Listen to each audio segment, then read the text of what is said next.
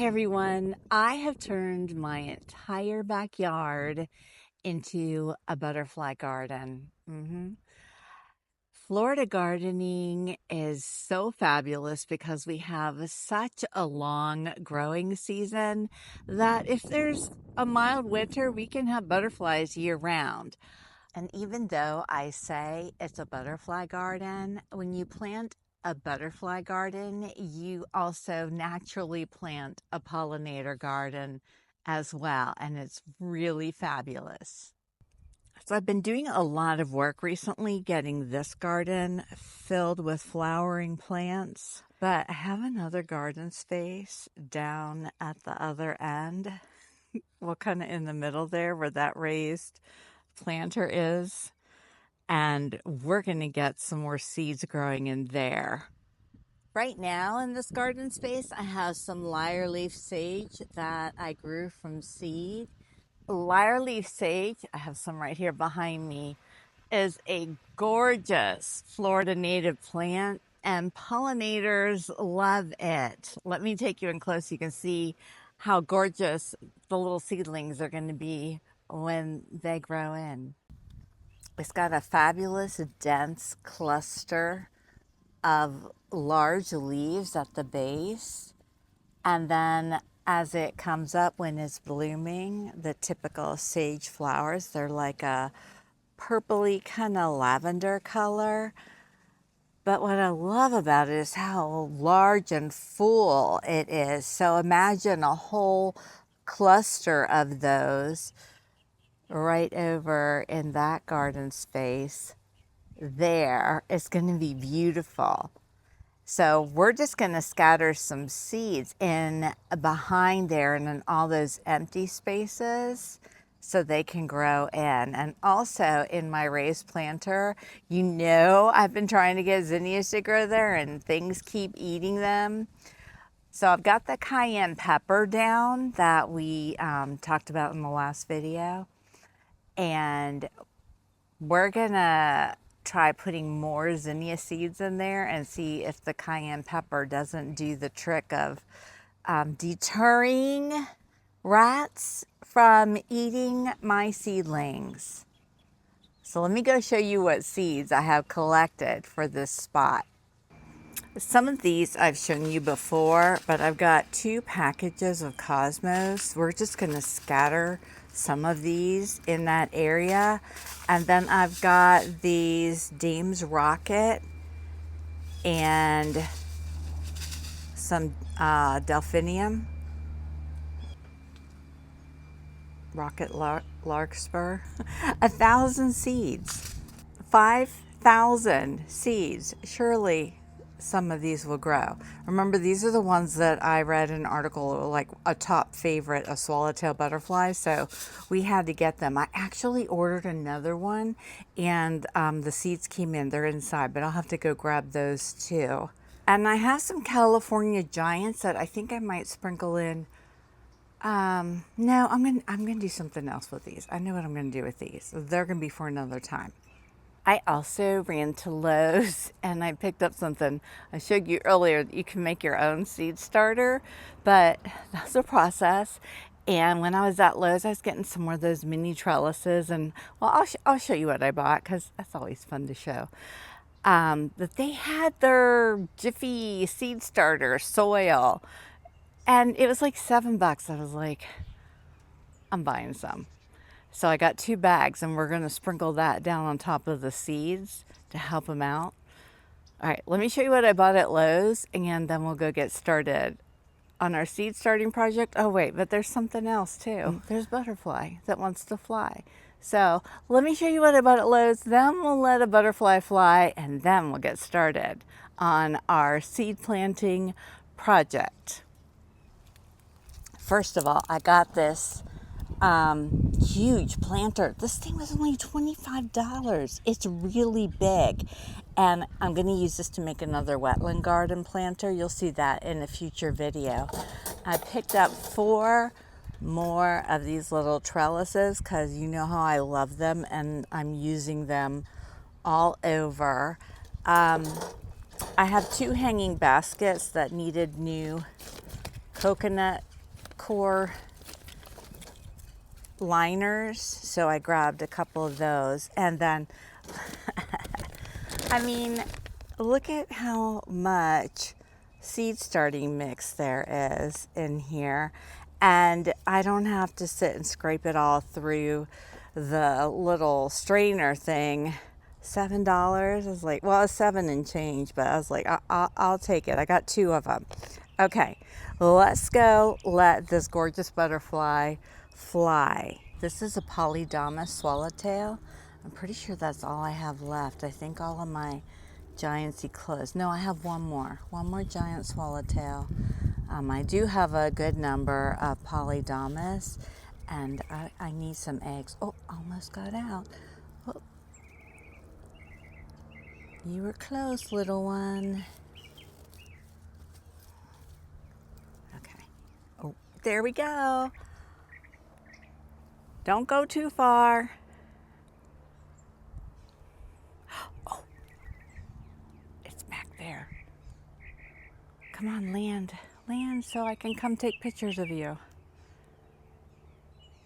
Oh, it did. Let's go. It's sunning its wings. Oh my gosh. Gonna try and get in closer.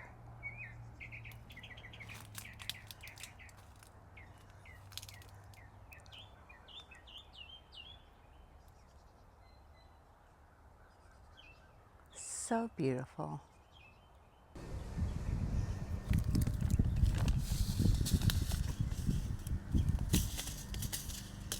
All right, I'm going to go grab a little hand tool and just kind of get some of the large chunks of pine bark out of there so the seed will make good contact with the soil. The seeds. I'm not just planting one seed. So the seeds will make good contact with the soil.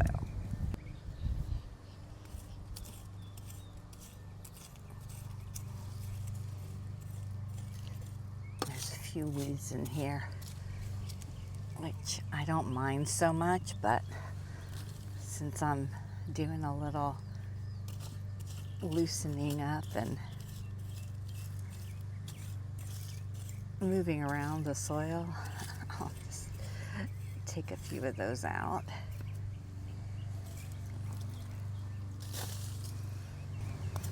Sometimes I think coming through a garden space and just loosening up the soil makes the whole garden look prettier. Look at these tiny baby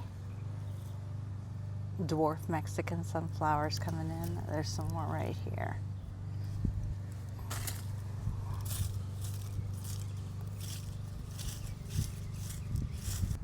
See, doesn't that look prettier with all the dirt smoothed out? And if you're wondering why I have this little fence around it, I talked about that when I first planted these seedlings, but it keeps my little dogs from running through there when they get the zoomies and tromping on my little seedlings. I'll start with the Crazy Cosmos mix. I believe I bought these from Amazon. I have them linked down in my Amazon storefront. And I'm just really gonna heavily scatter them because you know I like my gardens densely planted. But I'm gonna avoid the front row because we know how large those lyre leaf sage are gonna get. So we're gonna stay back here.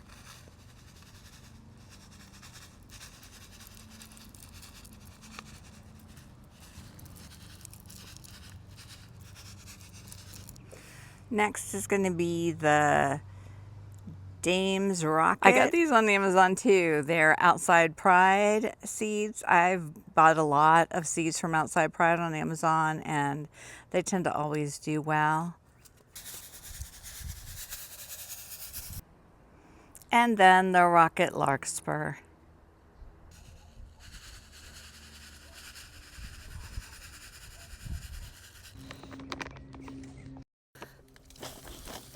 Just gonna use my hands to sprinkle the seed starter mix.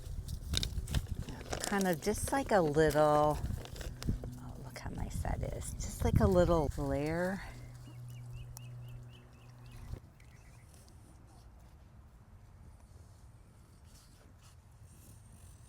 There. Now to take care of this. I'm going to pull out all of the zinnia packets that from the zinnias that are left from what we originally planted in that raised planter, and we're just going to put all the rest of them in there.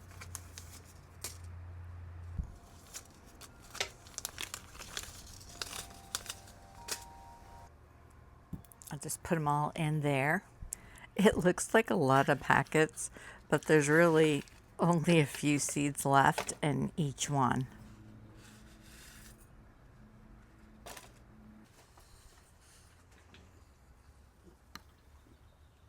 Shake them up a little bit, and there's really not a lot of seeds in there. My assistants are here and ready.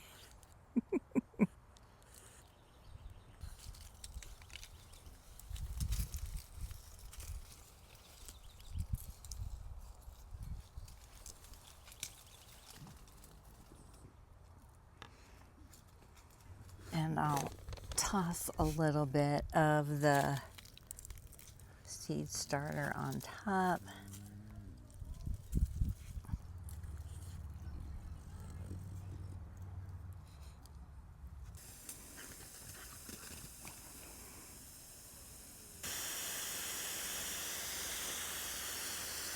I'm just gonna gently water everything in.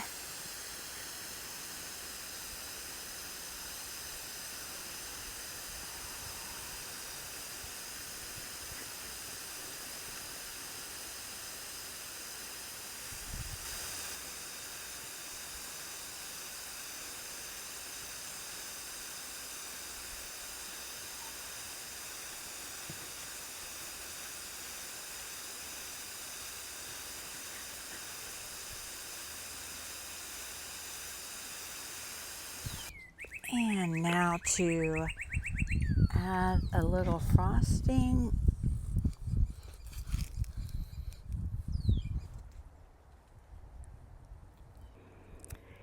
If this doesn't work, I'm gonna do something different with the raised planter and stop trying with the seeds. Even if it comes to me starting seeds inside, which I actually have a lot of zinnia seeds started inside, and when they get bigger, maybe I could move them out here, but hopefully this will work. Remember when we released that Polydamas swallowtail a little bit earlier, and I said there's only one giant swallowtail left in there? Well, I guess he heard us, because look who we have now. And this little one's gonna wait till tomorrow to get released, because it closed later in the day, and I just want to make sure his wings are strong and ready so he can fly and enjoy his life to the fullest. Hey everyone, it's Monday morning, and now I just put some more potting soil in the other side of the raised bed, and I'm going to move more of those milkweed plants into the raised bed.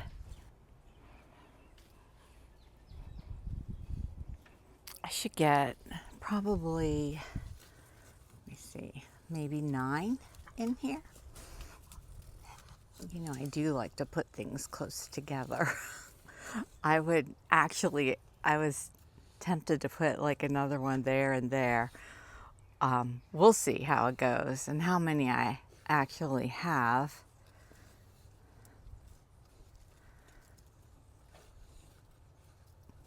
Now, I think only 2 are going to fit at the end. So, all right, redo. See, it's a good thing to lay out the holes before you actually plant the plants, and I don't have to move them.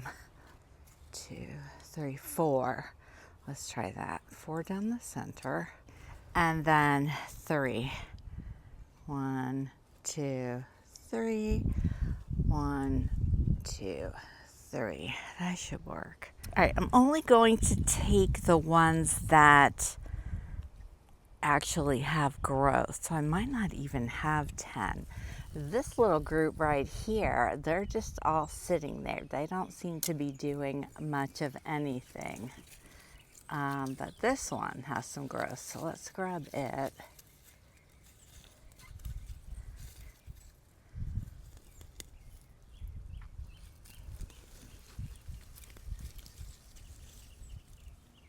We'll just carry it over.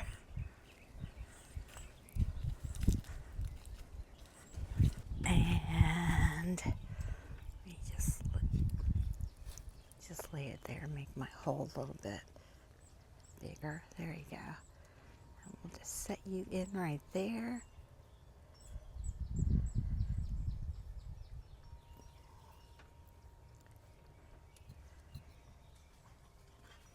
Okay, next. Right, this one here has a tiny, tiny little bit of growth. There's one of my dowels I forgot to take in. So let's go ahead and get that. Look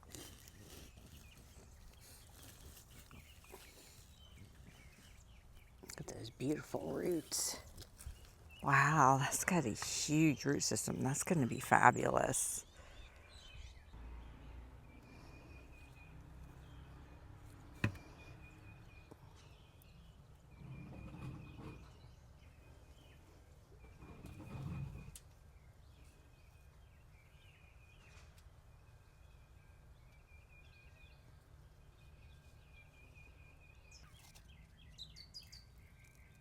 There's another one.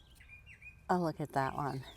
It's just now coming. So I'll grab that one and let's see, do you have some growth? Oh, yep, look. All right, there's 3 more. Let's check this one here. Oh, yeah, look. 4. Okay, let me go get, oh, look, there's another one. That's for that one. Okay, let me get these 5. All right, 10 a little growing back.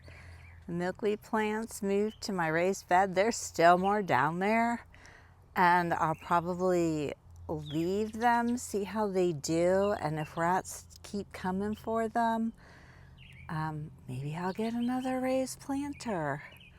Who knows? Okay, let's go get little bottle toppers for all of these guys. I've got 10 bottles.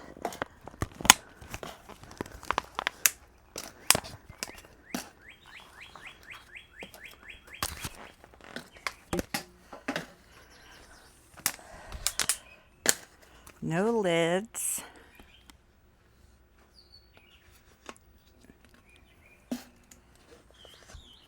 And then the bottoms get cut off.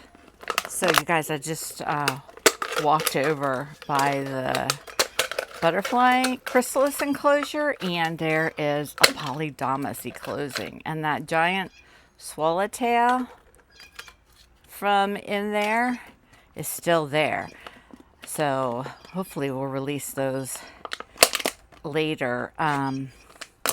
That might be in the next video, because of course it's Monday and I gotta get this video up tonight. But the polydamas are like ready to fly a lot quicker than the giants. Like the giants I'll keep overnight, but the polydamas I'll let them go later that day, because they're on it and ready. They want to get out there and experience the world, and I'm not gonna hold them back. You can just tell they're ready, because they'll be flying all over in the enclosure. All right, let me go get the rest of these done. I don't think you want to sit there and watch me cut bottles. just looked at the camera. I don't even think I got most of the bottle cutting on screen, but you could hear it, right? You knew it was happening. And you could listen to what I had to say about the polydamas. All right, let me go get the rest of these done, and we'll go put them on.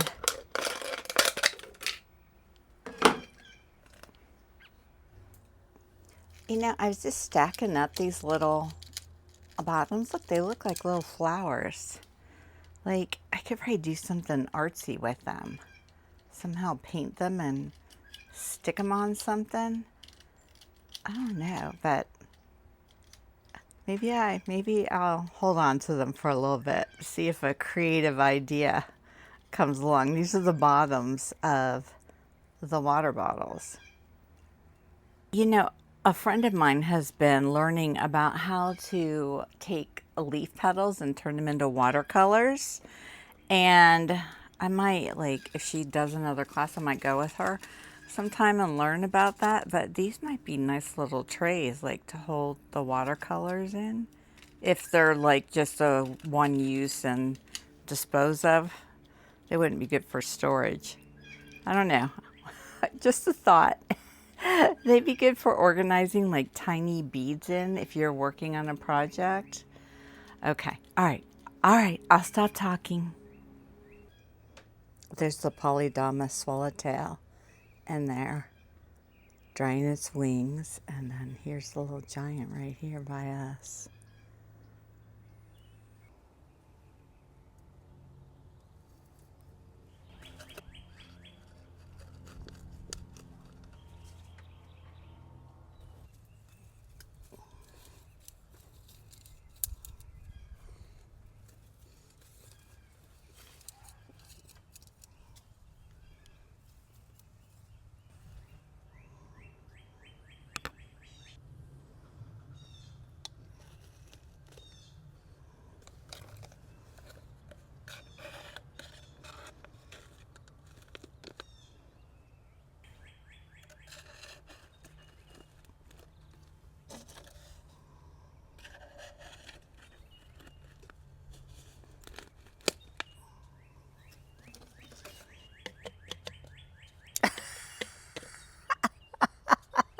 Apparently I forgot to cut one. If you don't cut it, it won't go on.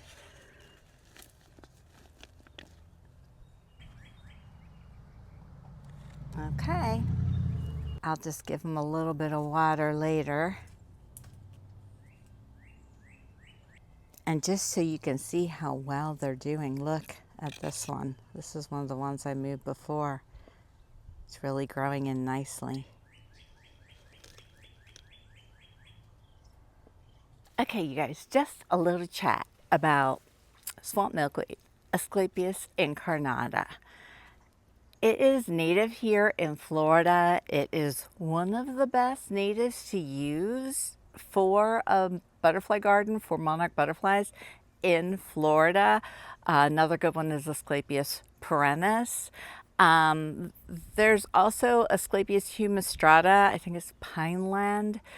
It'll grow in a drier condition, but you have to grow it from seed because it has a really long taproot. So it's not something you're commonly going to find like in a pot that you can buy, but you can buy seeds and try growing it. From what I understand, I've tried to order some seeds. I might have ordered some seeds.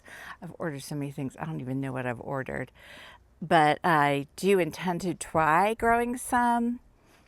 But right now, back to what we have. Swamp milkweed, Asclepias incarnata. When working with milkweeds, native is best. And you need to make sure you learn the scientific names, because when you know the scientific name and you can see it on the plant, you know what you're buying. If you only go by like the non-scientific name, they're making up all sorts of different names for tropical milkweed, but it's all tropical milkweed. Asclepias cursus savica, something like that is its scientific name. See, I don't even know it by heart because I don't use it. Okay, so for Florida, you've got Asclepias perennis and Asclepias incarnata. The rest of the United States, you also have common milkweed. I don't know its scientific name because I don't use it here. But that's another good one if you're anywhere but Florida or Hawaii or, well, I don't know. I don't know if Hawaii has common milkweed or not. Hawaii, I could go on and on when I start talking about this and way off track because there's just so much information. But Hawaii has a population of monarch butterflies, but they're strays there. And I think most of Hawaii is using tropical milkweed, but they're there all year and the tropical milkweed grows all year. So for them, it kind of makes sense. But for us here in Central Florida and the rest of the contiguous United States, you really want to go with the native. And here's why. I know I've talked about this before, but I talk about it a lot. There's a lot of new subscribers. Hi, welcome. Thank you for subscribing. And I just want to make sure this information is clear. Nature is designed for everything to work with everything else. It's like plants give us oxygen and we give plants carbon dioxide. When the Asclepias incarnata goes dormant, that's when the monarchs are supposed to be migrated. So it kind of goes to sleep and they go hang out in Mexico. And then when they start coming back, they get signals from nature, and the Asclepias incarnata gets the same signals to start growing again. It's kind of like an inhale and an exhale. Inhale, everything starts growing, monarchs come back. Exhale, plants go dormant, monarchs migrate. And it's a process that happens over and over again. Now here in Florida, we have this year-round population in South Florida. And depending on Central Florida's winter climate, weather that year, we may have them year-round and we may not. So Central Florida, we really want to stick with the native milkweed, but if you happen to have some year-round, then the perennis is good because it doesn't go dormant. That's the aquatic milkweed. South Florida, they have a year-round population. There's so much tropical milkweed down there. It's kind of become its own little thing and entity. So if you're in South Florida, I'm not including you in this, but Central Florida and rest of the United States, try to use native because it works perfectly with the migration of the monarch butterflies. And there's a whole lot of theories about tropical milkweed, and we're not going to discuss it here. I'm reading a fabulous book that's really scientific and has every scientific piece of research that has been done on monarch butterflies and milkweed. It's very interesting. I'll show you the book later. I don't have it out here with me. But basically, there's so much unknown, then we need to stick with what is known until we get more information about the unknown. And it's an inhale and an exhale. It's like nature is practicing yoga all the time. Inhale, everything grows, perfect timing, and the creatures that use what grows arrive or come out of hibernation or eclose after overwintering, and then the earth goes into fall and winter, and plants take on a period of dormancy, and nature migrates or hibernates or overwinters in some way, and it's a beautiful cycle. So we want to try and keep that cycle going and not mess with it. And yes, I am a 500-hour certified yoga instructor, but I don't teach.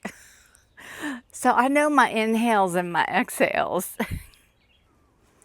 Okay, this is the book, and I'll link it down in my Amazon storefront.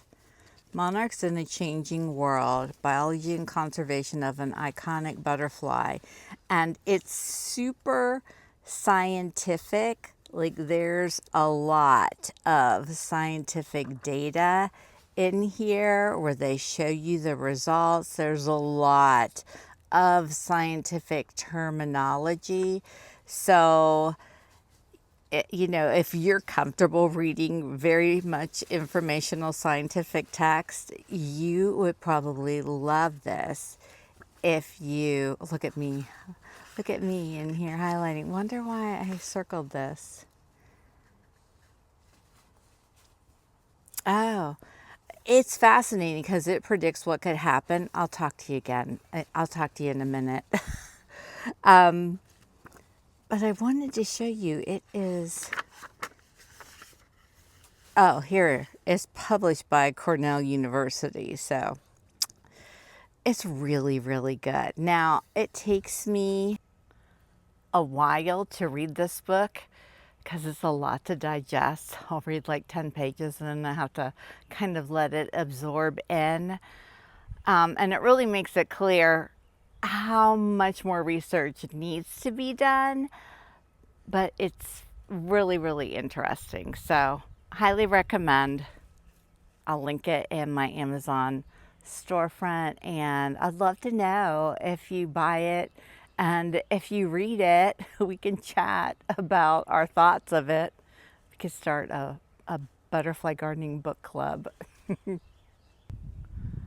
Okay, so you guys, I had so much more that I wanted to film, and like we're long, like our video is long, but I don't know, the longer videos seem to be more popular. So I can keep making them long, I don't mind, but you know, eventually there is that point that's too long. So I'm gonna end this one here, and I'll start filming for the next video of the other stuff I wanted to film, and releasing those 2 butterflies as well. So I hope you enjoyed this video. Please, please, please, please, please tap the like button. Just tap it. It's one tap. It makes such a difference. If the YouTube algorithm thinks, wow, all these people like this video, it's a good thing. It gets more butterfly gardens in the world. One little tap and you can make a difference. Okay, I'll see you guys in the next video. Bye, everyone.